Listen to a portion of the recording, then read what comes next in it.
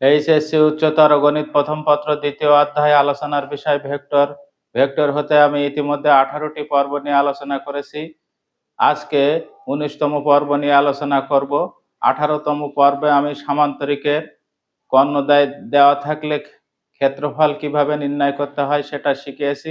আজকে সামান্তরিকের দুটি সন্নিহিত বাহু দেওয়া থাকলে কিভাবে ক্ষেত্রফল নির্ণয় করতে হবে সেটা আমি দেখাবো। বোর্ডে একটি অঙ্ক লিখছি। কোন সামান্তরিকের সন্নিহিত বাহু দ্বারা এ ভেক্টর সমান এটা এবং বি ভেক্টর সমান এটা দ্বারা সূচিত হলে সামান্তরিকের ক্ষেত্রফল নির্ণয় করতে হবে। সূত্র: সামান্তরিকের দুটি সন্নিহিত বাহু দেওয়া থাকলে সামান্তরিকের ক্ষেত্রফল সমান এ ভেক্টর ক্রস বি ভেক্টরের মান। সমাধান: প্রথমে A vector cross B vector সমান নির্ণায়কটি গঠন করে নিলাম।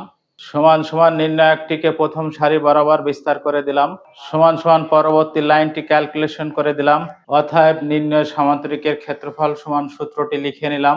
সমান সমান √ আই সহগ 13 হোল স্কোয়ার যোগ জে সহগ -7 হোল স্কোয়ার যোগ কে সহগ 5 হোল স্কোয়ার সমান সমান √13 স্কোয়ার করলে 169, 7 স্কোয়ার করলে 49, 5 স্কোয়ার করলে 25 সমান সমান সবগুলো সংখ্যা যোগ করলে √243 পাওয়া গেল।